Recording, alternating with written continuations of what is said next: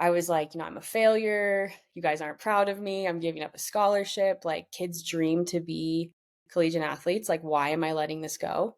And my little, 18, 19-year-old brain like could not comprehend it. And it was like, you're such a failure, Allie. And then to come to CU and be picked up by coaches who were like, you're not a failure. Like, we see who you are as a person and let's take that and run with it. Was so good for me. And I'm, as a 27-year-old now looking back on that, like eternally grateful that I Yeah. had my parents there to help me make that decision. But then I fell into the arms of coaches who, took me as I was.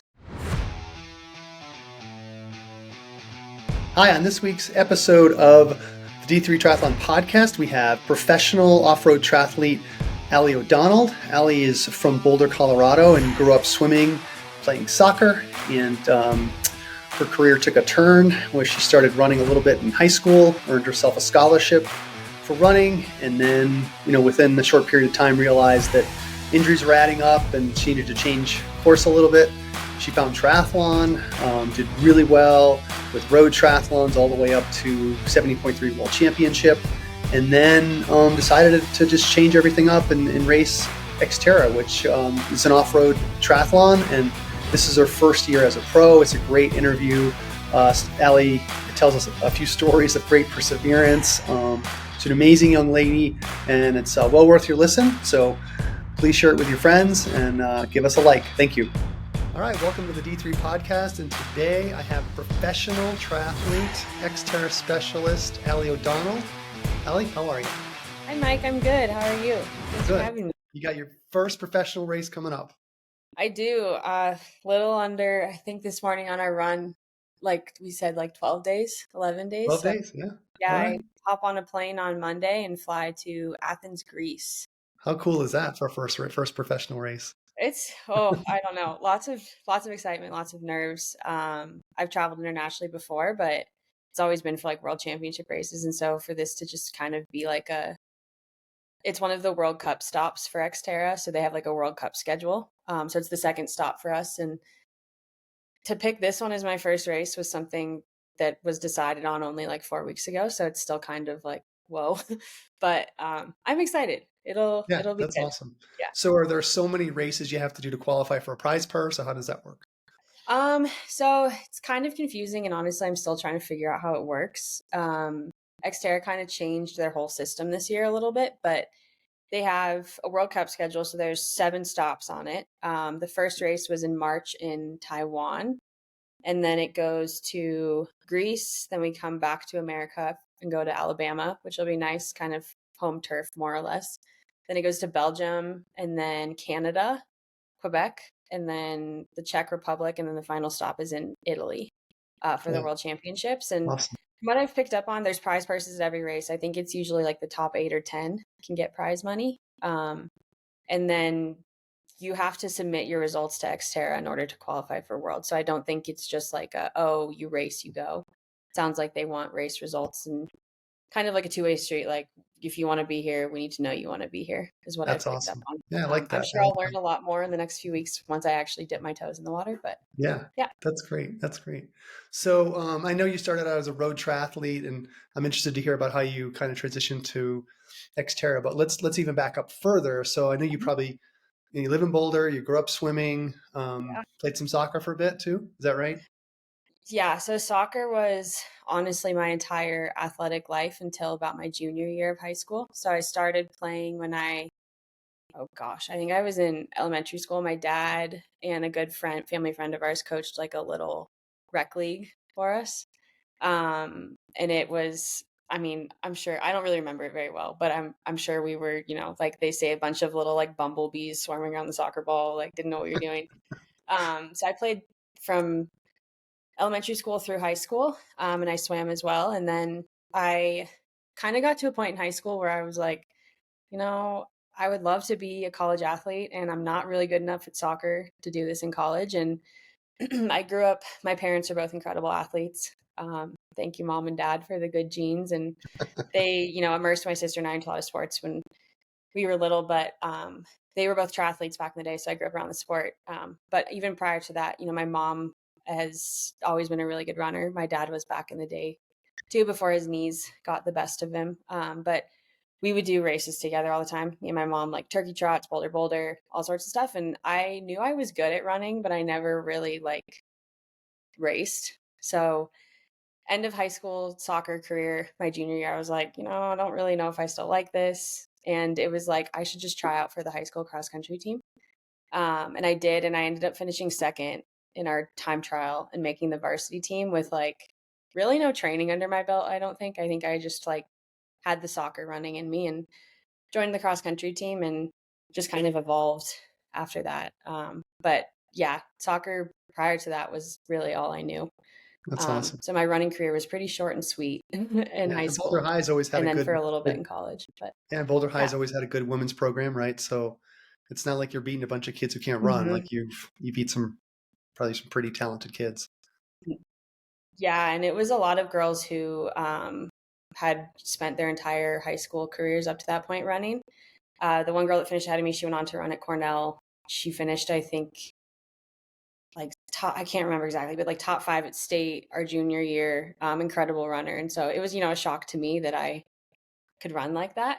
And so yeah, I mean, it was cool to come from a sport where I was kind of not subpar, but I wasn't obviously, like I said, going to go off and change the world and be a professional or be a college athlete. Right. I had to find my niche finally where I was thriving and really having fun with it. And Right. then continued to swim too, which was nice. So were you swimming while you're playing soccer, but then did you continue swimming all the way through high school? Yeah. So swimming for us, my parents, I think, chucked my sister and I in the pool before I could even walk. um, and then I started doing summer swim team at a local pool here in Boulder called Rally Sport. They had a summer league, Rally Sport Manta Rays. And I did that probably from when I was like an 8 and under all the way through like middle school. And then I was like, I don't really like this anymore. I just want to play soccer. So I stopped. And then when I got into high school, I joined the high school team and did that in the winter. So it was kind of like my cross training because soccer for us was, for girls club was in the fall and high school was in the spring. And so it kind of worked really nicely for me to just swim in the winters. And then I actually picked up club swimming my junior year, I think. So Rally Sport had a year-round team. So I added Nice. club swimming into the mix my junior, senior year and just got a little bit more serious about it as I wanted to try to maybe do that in college.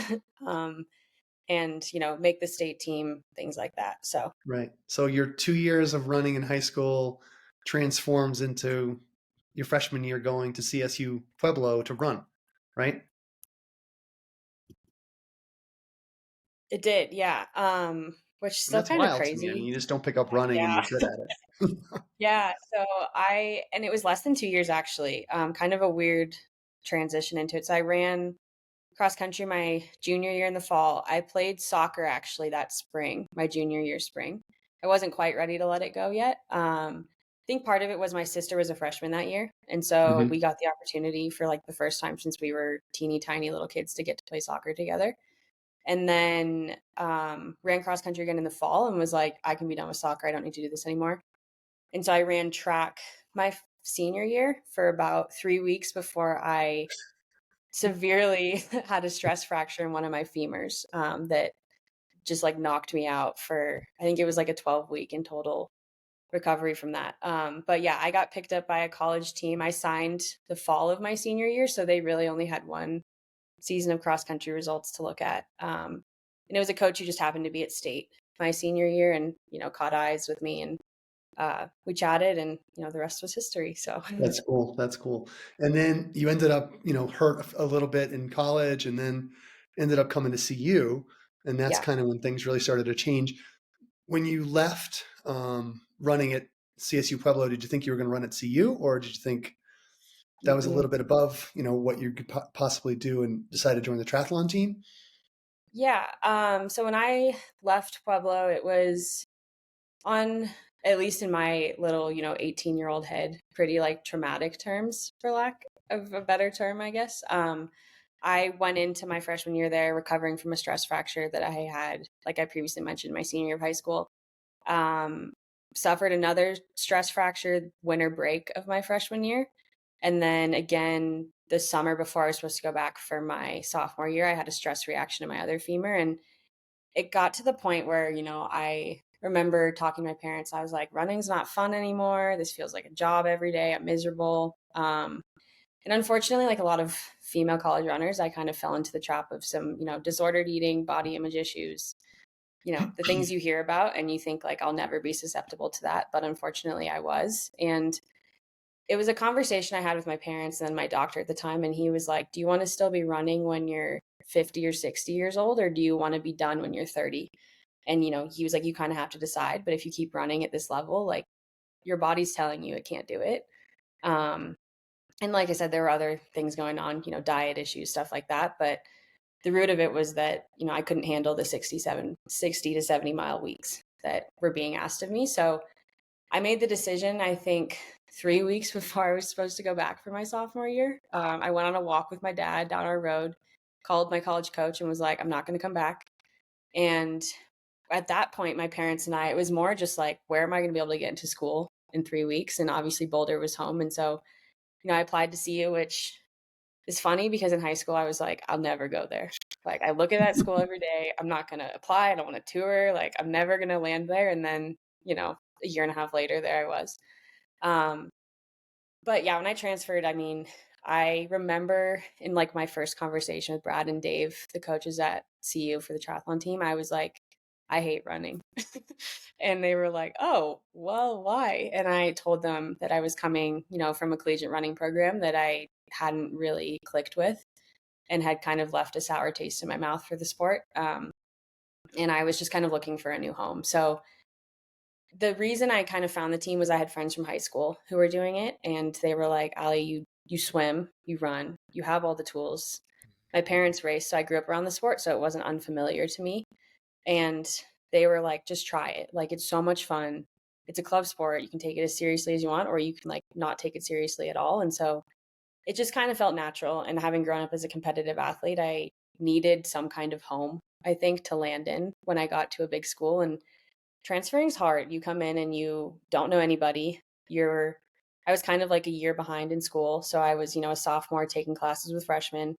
And the team gave me like a friend group before school even started, which was awesome. And it let me kind of like release all the competitive juices that had built up the last year when I spent my entire freshman year kind of cross training by myself, not getting to be the athlete I'd hoped to be when I signed on to run. And the rest is history. It was, I look back and I'm like, that was the best decision I ever could have made for myself. Obviously at the time, it didn't feel like that.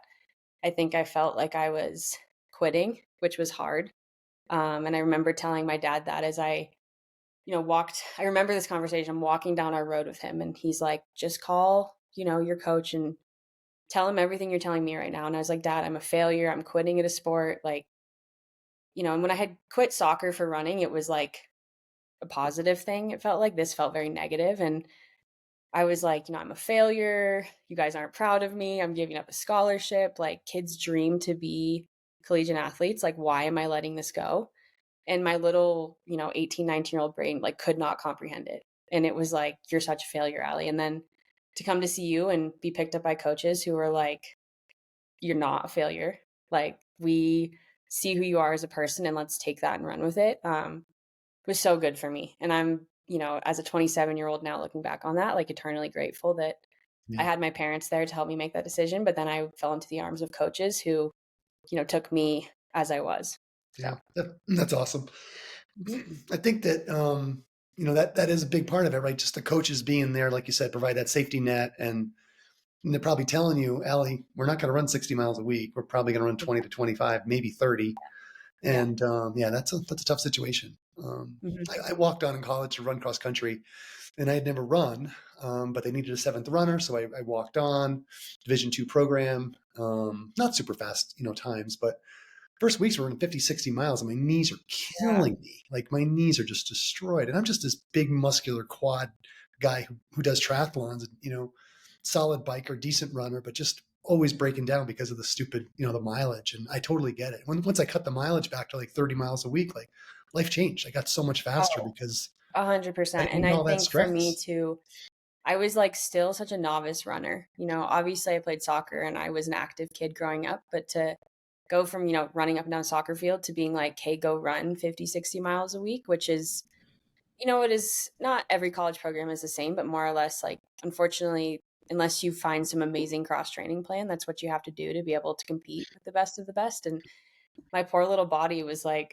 what are you doing to me? Like, we've never run like this before. And it just couldn't handle it. And, mentally, to always have been an athlete who was, varsity letters, front of the pack, you know, like winning races, doing really well, to suddenly be like in the back, cross training by myself, injured, was such like an alarm to me. Like I said, I didn't know what to do. And then I fell into the arms of two coaches who were like, we could care less about any of that. Like, and Dave's like, I still remember that first conversation with you and just being like, this kid is like just a great human being, not to like toot my own horn, but he still reminds me of that every day. I think, which is awesome, is he was like, Brad and I both still remember having that conversation with you and being like, okay, she's being very, open and honest about who she is as an athlete. And I think what was really important for me was I came from a college program where we did, it's tough, and I don't want to, talk poorly about the NCAA world, but at the end of the day, it's like if an athlete doesn't produce results, a coach can lose their job.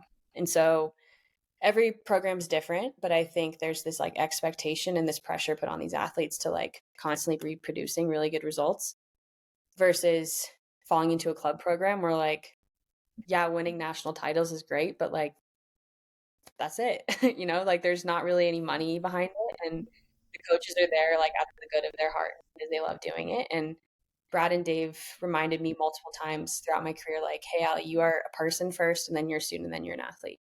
Like, we care about your well-being as a person more than we ever care about the results you're producing for us on the race course. And, I came from a coach who said the opposite things. And yeah, grateful for that for sure. Yeah, I think you're right, and I think it's every sport, right? It's swimming and it's baseball and football and hockey. I mean, the coaches have to perform, and if not, they lose their jobs, and that's true. It's a big part of it. And at the end of every basketball season, we see coaches changing programs. We see it with swimming, we see it with running, and it just happens. And you're right. You're putting a lot of pressure on an 18-year-old kid to say you need to run X time, and to do that, you're gonna have to run X miles. And you've been running 2 years barely, and they're pushing you into this program that girls have been running since they were, probably in fifth, sixth grade. So For sure.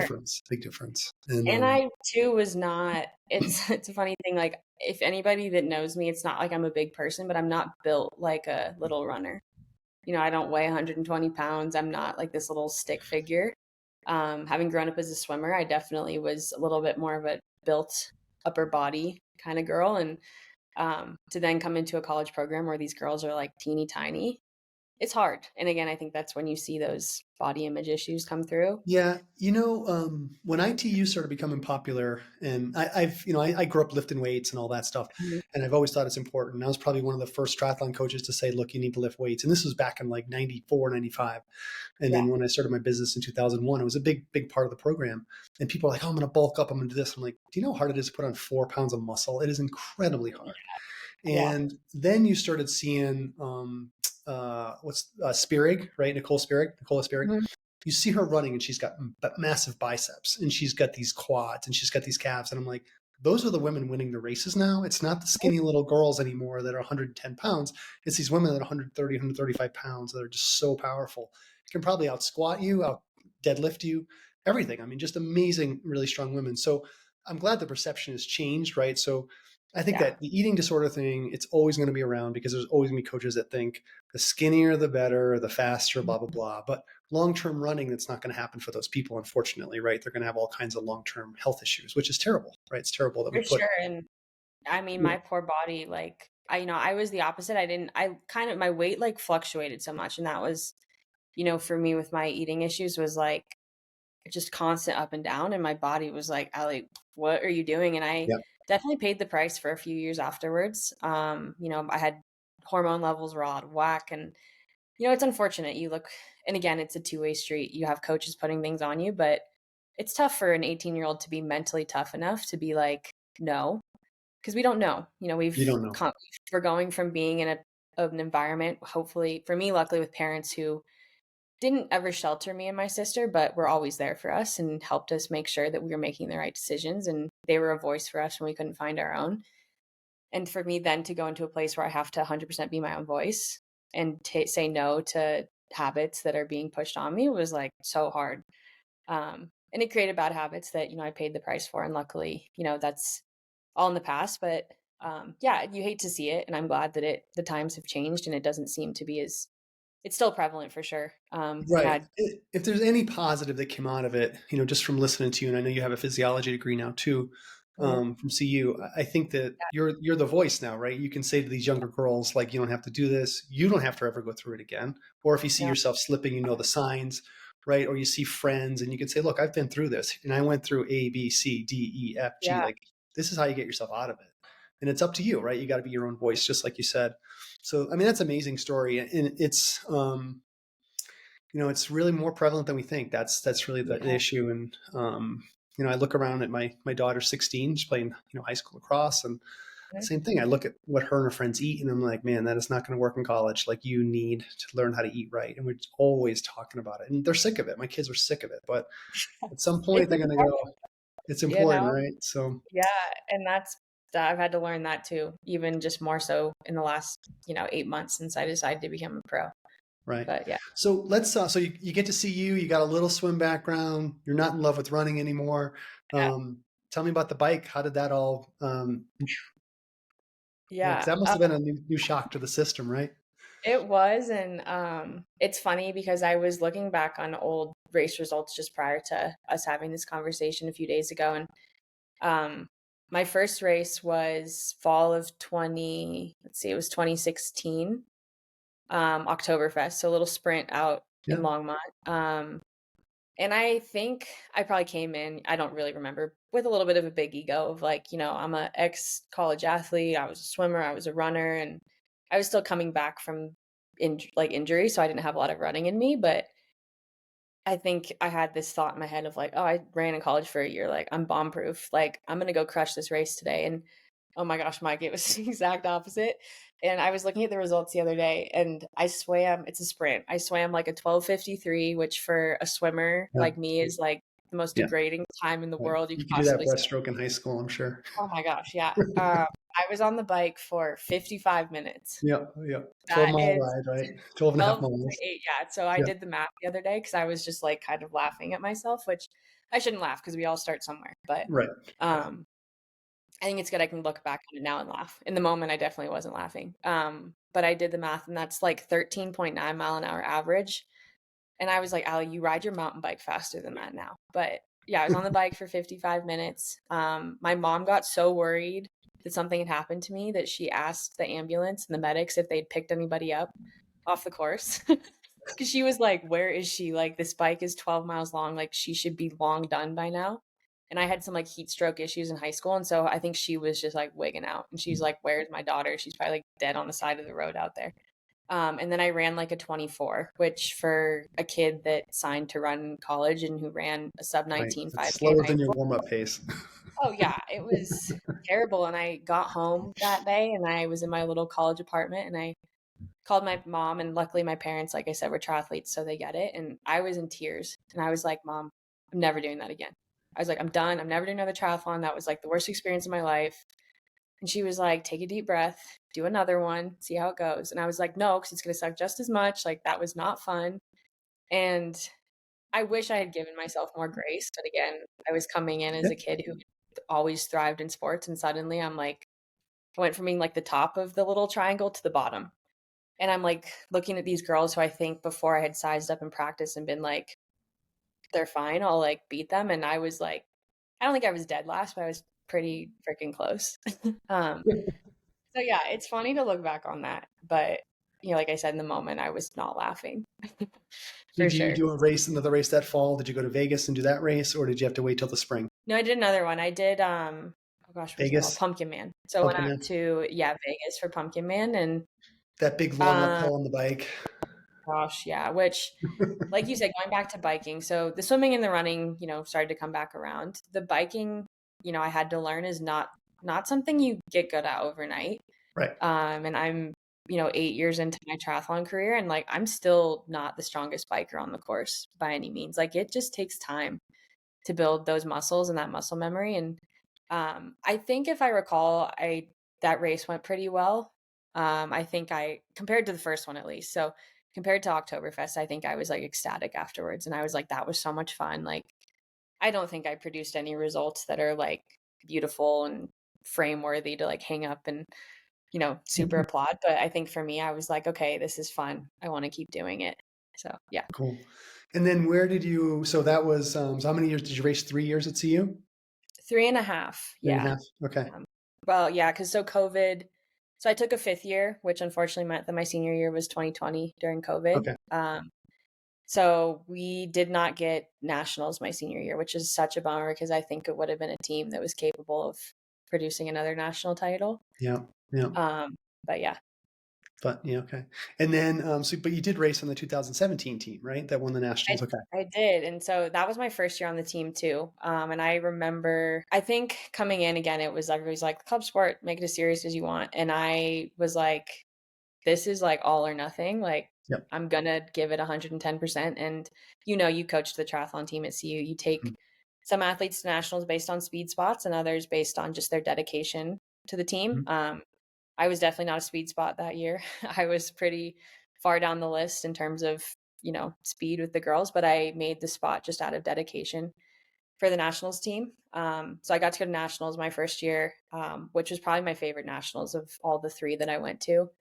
Because it was the year we won, and it was a bizarre year. I'm not sure if you heard the story of it, but they forgot to score our female DL athlete. And so we were at awards in these like silly Where's Waldo costumes. We were sitting behind Navy, who was probably our biggest rival at the time. And they announced that Navy had won, and Brad and Dave were like, there's no way. Like, Dave there's was literally no way. texting me. He was Yeah. texting me during this saying, can you check to see if this girl, I'm like, yeah, that you need those points, right? So I remember that whole thing. And it was crazy. They were just like, there's absolutely no way. And so everybody left this auditorium. We were in Tuscaloosa, Alabama. All the teams left. Navy's like, cool, we won. I think everybody else prior to that, the team had won 7 straight national titles. And so I think every other team was finally like, it's over. Like, we can celebrate another team winning. And we sat there for probably like an hour. And I remember when we found out, we were sitting in this circle playing Duck, Duck, Goose in these like stupid, ridiculous little costumes. And they're up there with somebody from USAT, like crunching the numbers. And they came over to us and they were like, okay, guys, we did the math wrong. Like, you guys actually won. And there's nobody there. Most of the parents are gone. This auditorium's empty. We're running around, screaming our heads off, freaking out, taking pictures, taking selfies because the camera people are all gone. And later that night, I think, don't tell Brad and Dave this, we went out to like a party with some of the other kids and they were like, oh, you guys are such a bummer. You didn't win. Like, how do you feel? And we were told by USAT, like, you cannot tell anybody until we do an official like press release. So we were almost like sworn to secrecy, and we couldn't tell our teammates back home because we didn't want it to leak the wrong way, just out of respect for Navy and other teams too, because unfortunately then it trickles down. Like, everybody essentially like loses a trophy. And so we're at this party and I think it was some kids from ASU, Arizona State, and they're like, you guys are like, that's such a bummer. And then some tweet came out and was like, oh, they scored wrong. And these ASU kids were like, you liars, like, you didn't tell us. But just I remember that whole weekend was just like so funny. And Brad and Dave, like, we couldn't tell anybody until we got back to Boulder. And Dave like had a banner rush printed for us to like take photos with. And I have it actually hung up in my bedroom. It's a picture of all the girls with like the 2017 national championship banner. But yeah, that's awesome. It was cool. And I think the next couple of years we were like 2nd and 3rd, but either way, it's just like a memory I'm so fond of. It's a great community of people. Awesome. So then you left CU and you started racing a little bit, 21, 22, 23. And but you just started dabbling in Xterra, right? Like, you've been racing basically as an age grouper, right? Going to like 70.3 worlds and things like that. Yeah. But it's mostly been road, right? Just this past summer, 2023, you started doing Xterra, right? Yeah. So I did my first one in, it was 2022. Okay. Actually, so I did 2 in 2022, which is funny because after I graduated, Mike, I was like, I'm done. I'm burnt out. I'm never doing the sport again. And I actually think it was good that COVID happened because it gave me a breather to do some other things. But back to your question, I did my first one. I did Beaver Creek in 2022. more as a joke than anything else. My good friend and I that raced together at 70.3 Worlds in 2021, coming back in the car, I had a pretty traumatic experience there. And it's a funny story I can share maybe a little later. But I remember in the car, he was like, "You ever going to do a half again?" And I was like, "No, never again. Like, that you couldn't pay me. I'm not doing this like distance ever again."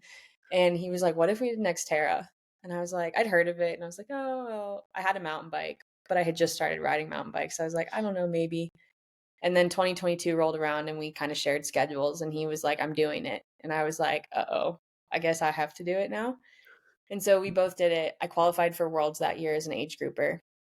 And then last year, signed up again for Beaver Creek again in Xterra Lorry, which is a local one here, which got canceled. Unfortunately, we had a really wet spring and they weren't able to host it. So I just ended up last year doing Beaver Creek. And then Beaver Creek was like all or nothing for me because I was trying to get a world spot, which was 6 weeks later that year. So it was a very quick turnaround.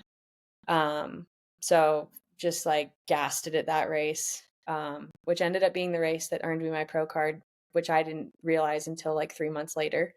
But just that and then Italy. So I've actually only ever raced 4X which is kind of crazy to think that I'm about to embark on a journey as a professional with kind of not much experience under my belt, besides a lot of Well, road that's racing. awesome. What are your favorite Yeah. trails to ride around here to kind of prep you for those courses? And I know they're all different, right? Some are really rooted, some are really rocky, some are steep, some Yeah. are, flat. Yeah. It's crazy. The courses you see. The link trail here. So there's a trail that takes you from Batasso Preserve back down to the canyon. Hmm. It's short. It's only like ride time. It's like less than 10 minutes. Yeah. But that is a really, really good course or a really good trail to, steeply challenge you. It was actually one of the first trails that some coworkers of mine from Full Cycle took me up it in 2021. And I remember getting to the top and I looked at one of them and they were like, "Ali, how are you doing?" And I was like, "I'm straight up not having a good time." And I remember the first time they took me down it and I was like terrified. And it's funny because I rode it on Sunday and it's a trail now that I can ride it from start to finish without stopping. So that's one of my favorites. Hall Ranch out in Lyons is also a blast. Batasso is really good. Um, the Xterra course up in Beaver Creek in the summer when you can go ride it is an awesome trail because it kind of gives you everything from A like little bit of flowy, everything, right? You got the chunky, and climb, you got the downhill, the traverse, that steep yep. downhill at the end, right? That's Oh man, it's like a black diamond on the mountain bike yeah, scale, which is gnarly. I mean, they toss you into that. You're like kind of the whole course up to that point is pretty mellow, and then the last like 10 minutes are black diamond level right, single trail. right, right, right. Yeah. So do you know who owns the record coming down the pipeline? I always called it the pipeline of Batasso. Do I own it? No, do you know who owns the record? Oh, I would say I definitely don't. No, who? You work with him? Oh, Ryan. Yeah. That's oh yeah, Ryan. So Ryan he's has like been last time I looked, it was like 5:50 or 6:10 or some crazy time yeah, from top to bottom. And I think I went like 9 minutes once and I was like so excited. And I'm like, wow, I'm within 4 minutes of Ryan. Like that's that's pretty great. I'm like, he's does he not even use his brakes? I mean, how do you get through that fast? It's just I don't know. I mean, I don't know what my time is on that trail. Definitely not 5 minutes, right. I but mean, it's crazy. It's crazy. yeah, it's because it's just you get everything with it. It starts Yeah. out pretty mellow, but it's like these sharp turns, and there's rocks and roots, and there's some Yeah. You uphill. just got to trust your bike that you can get through it and Oh, that's been still yeah, be standing. yeah, Yeah. but yeah, Ryan's been super super cool because he's a an ex pro in the Yeah. sport. So getting to work with him every day has been cool. Just learning from him. We ride a little bit here and there. I'm sure he's got a lot he can teach me, but also just mentally and emotionally being able to talk to him about it has been really good for me in the last couple of months. So Right. I mean, I think the big thing, and I'm sure you'll talk to Brad about this, is that no matter what happens on race day, it may end up like your first collegiate triathlon where you're like, God, this yes, sucks, right? yeah, But now you're, 9 years wiser, 8 years wiser, right? And you can say, you know what? So what? There's another race coming up and I'm going to go do it and I'm going to crush it. So, for sure. Yeah, yeah, and that was a conversation. So when I decided to take my pro card in the fall, I remember, like I said, I kind of stumbled upon it. I didn't yeah, really know.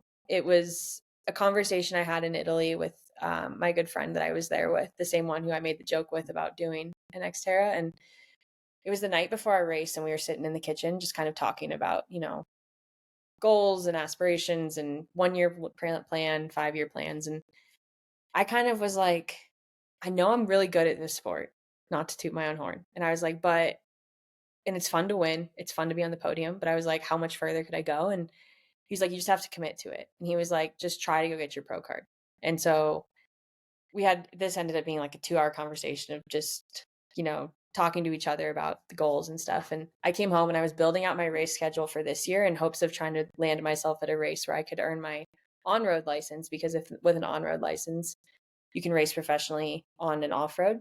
Mm-hmm. And I stumbled upon the off-road criteria and I was like, I think I did that one. And it was like finish top 5 overall and within X percent, I don't remember, of the It would be winning like amateur 8% or time. something.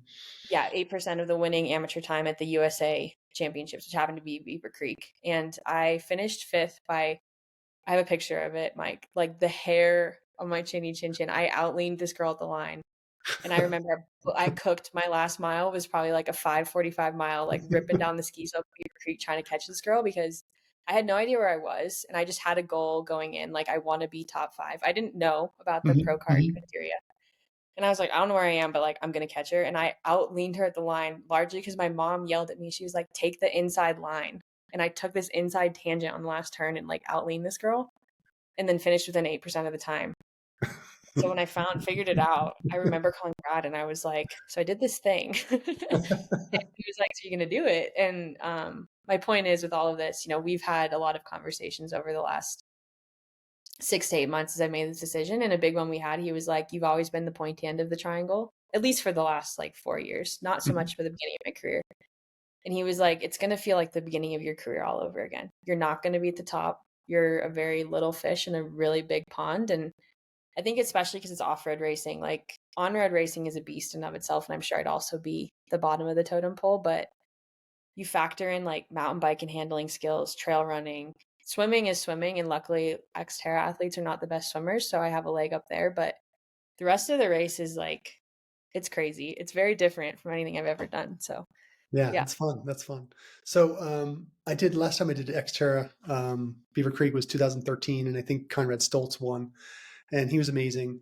And my only goal in that run was not to walk.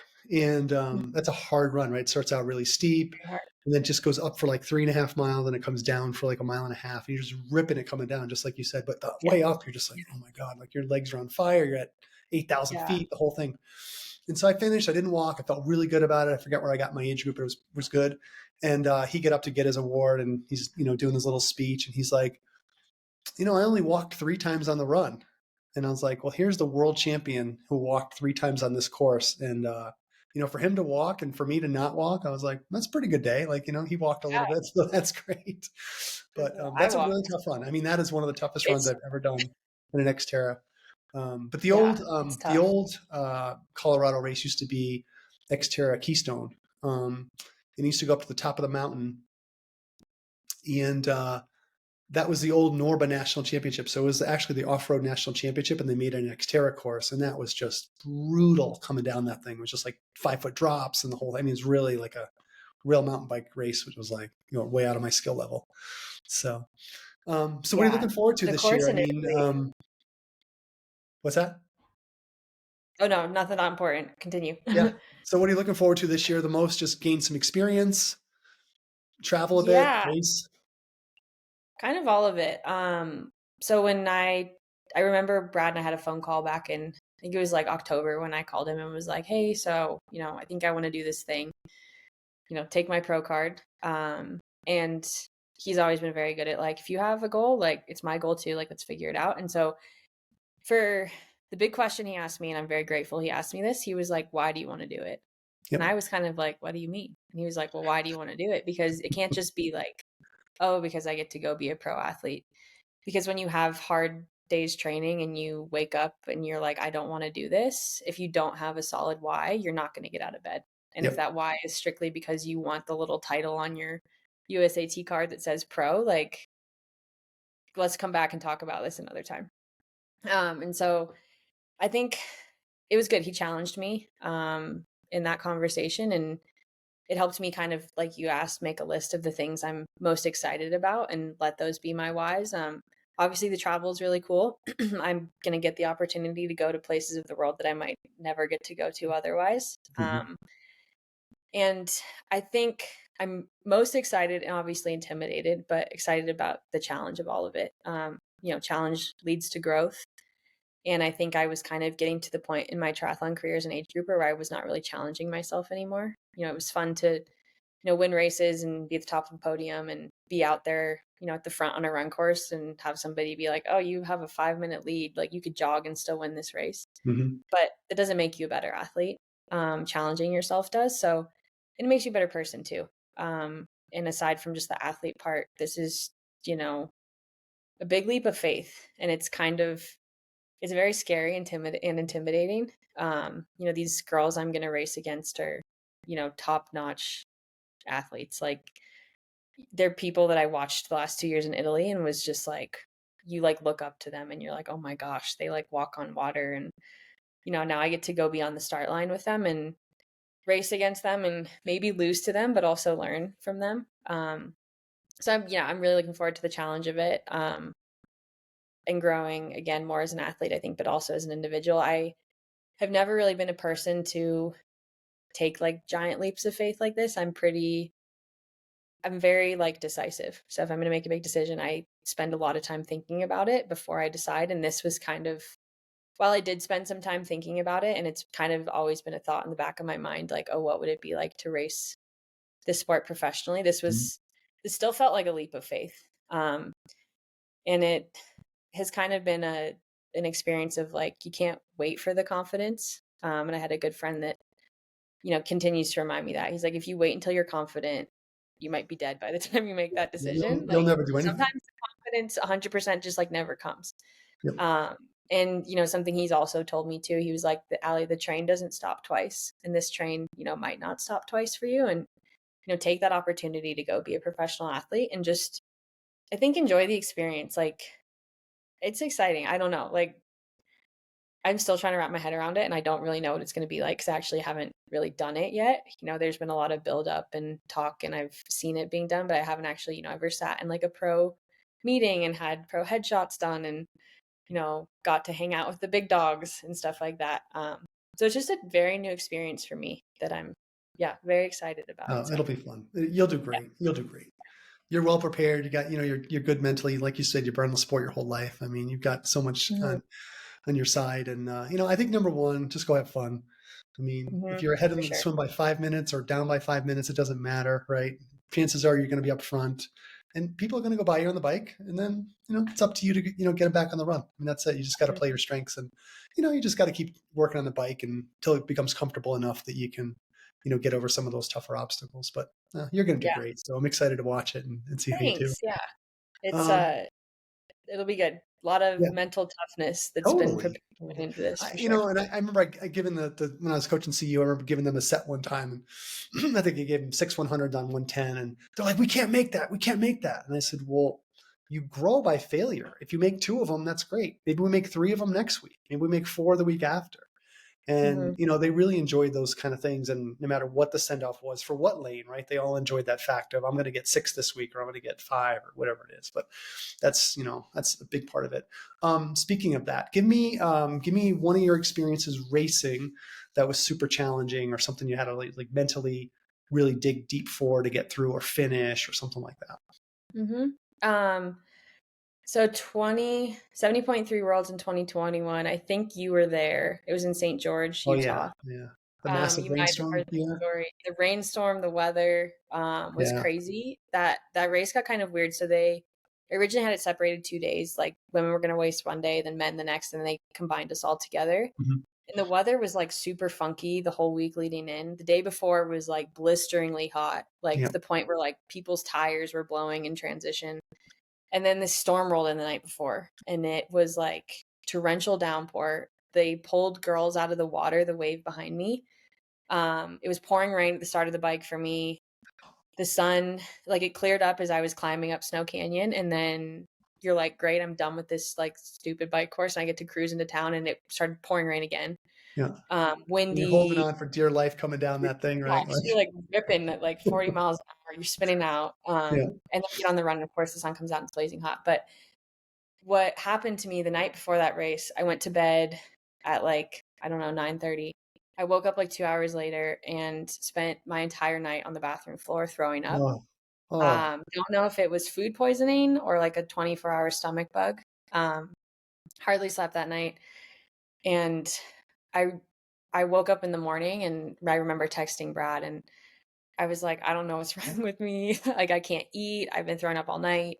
And he was like, he had a lot of good things to say. He was like, I know you. And I knew if you didn't start, you'd be really disappointed in yourself. Like, he's like, I've had athletes in the past too. It's just maybe let's chalk it up to nerves. Like, tell yourself in your head that it's just a nervous stomach. Like, try to get some food in, try to do your warm up. And if you feel that bad that you don't want to start, like, he wasn't there. He was in Boulder, but he was like, just call me and, we'll make a decision. So, but I remember sitting there in the little kitchen of our Airbnb, just deflated because, you put so much work in and it was my second half. I had qualified 6 weeks earlier at my first half at Boulder. And qualifying for Worlds had kind of been like a pipe dream. It was like my first half Ironman. And I was like, it'd be cool, but, like, I don't know if I will. And so when I did, you put in months and months and months of work and you get to your A race and then your body and the universe like decides it has other plans for you. And I remember, yeah, I did my warm up. I tried to eat food. My parents were there, thank goodness, which was really nice to have them. And I was sitting at the start, like the swim start, and it was already getting pretty warm. And this is before that giant storm rolled in. And my mom thinks this is the funniest thing in the world. And I started to get really nauseous again. And I was like, this is not nerves. Like, I definitely have some kind of stomach bug. And I don't know why she thinks it's so funny. I threw up all over the Ironman banner at the start line, and she thinks it's the funniest thing in the world. And these ladies are like, "This poor girl, she's so nervous," and I'm sitting there and I'm like, "I'm not nervous. Leave me alone. I'm like sick as a dog." Um, and I think my mom had my phone, and we texted Brad again, and he was like, "If she doesn't want to start, she doesn't have to." But he was like, "You can always start the swimming, get out and quit, and call it a day." And the thing is, I knew if I started, I was like, I'm going to get to the finish line. That's just the competitive nature in me. And I swam. And like I said, it was just like monsoon force winds at the start of the bike for us. I couldn't keep any of my food down. It was like eat a goo, throw it up, try to drink my, electrolytes, throw it up. The only thing that was good was water. And so every aid station, I just like grabbed a bottle on the bike and chugged water. And so then when I got to the run, my stomach had no food in it except for water. And it was just like sloshing and I felt awful. And I'm thinking about this run course I have ahead of me that's not easy by any means. It's a 2 loop right. course that's got Super a hilly. pretty insane elevation gain in it. That big And downhill. Oh, yeah. And crazy. my dad was like, if you have to walk every uphill, just walk it. Like you've gotten 2/3 of the way there. Like this is you just rode 56 miles. Like 13-mile run is nothing. And Sam Long is a good family friend of ours. And I think he was sitting with my parents and I don't know what he said to me, but I'm sure he said something that just kind of like kicked me into gear. And so it became a game of like run when you can. And if you have to walk, walk. And at aid stations, like get down the things that don't make your stomach upset, which was no solid food. I just drank Coke and water. Yep. So my system at that point was in like complete carb calorie deficit. Right. I think I threw up halfway through the first lap and was just like, this is so terrible. I'm going to be out here forever. I think I did like a right around 5 hour time at Boulder, and I think I was on the course for almost 7 hours in St. George. And people who didn't know what was going on were probably like, oh, she's just having a bad day. And Yeah. I remember getting to that finish line and my mom's in tears and she's like, I'm so proud of you. I can't believe you finished this race. And you go through this little expo and they have all this amazing food. And my dad, who'd been Mr. Sherpa all day was like, go get me all the good food. And I walk out with nothing. So I was like, I don't want any food. I just want to lay down. Like, I don't feel good.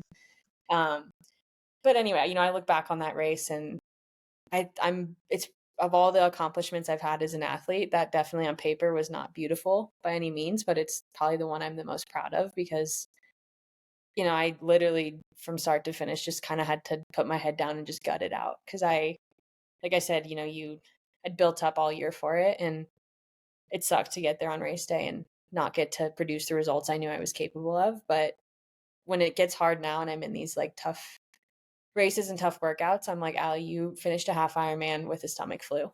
Like you can accomplish just about anything. And unfortunately, and funnily enough, a year later when I was at my first Xterra Worlds, the same thing happened to me again. And so it's kind of a funny running joke that I have actually with Dave. He texted me before XTERRA Worlds this year, and he was like, "Make sure you're eating like McDonald's tonight for dinner and not upsetting your stomach." But who knows? It was some weird stomach thing that happened to me twice. Just happened to happen before 2 World Championship races. But yeah, kind of a crazy story. Yeah, I think you've overcome a lot in a short career for sure. Yeah. Okay, so I got 3 final questions for you. Favorite exercise in the weight room? Ooh. I love deadlifts. Yeah. Awesome. That's a great one. That's my favorite as well. Favorite interval workout? Oh, we used to do this in college, the 8x100 benchmarker set that we do once a semester. It's like 8 100s all out on like 3 minutes. Used to just like crush my soul. Nowadays I'm swimming with BAM and sometimes everything fluctuates, but definitely in college that was the workout I just loathed the most. And I think it's funny because now I probably would enjoy it a little bit more, but I used to hate it. So that 8x100 I got from a friend of mine who went to the University of Maryland, and they used to do that once a week, and that was Oh, one of their benchmark sets. we in Just high school swimming every Monday we did, I think it was like 8 100 starting out on 110. And this was back when I was a little high school swimmer who could like, cook out sub 1 minute hundreds pretty easily. But yeah, something crazy like that. So that's pretty wild. All right. Well, thanks for coming on, and let's check in after the race. I want to hear how it all goes, and Sure. be good to catch up. Sounds good. All right. Well, thanks so much for being on. Awesome. Thanks, Mike, for having me. You bet, Allie. Thanks for listening, everyone. We hope you enjoyed this episode of Trust the Process. If you have a question on anything related to triathlon, please send me an email at mike@d3multisport.com. We'd love to hear from you. Make it a great day.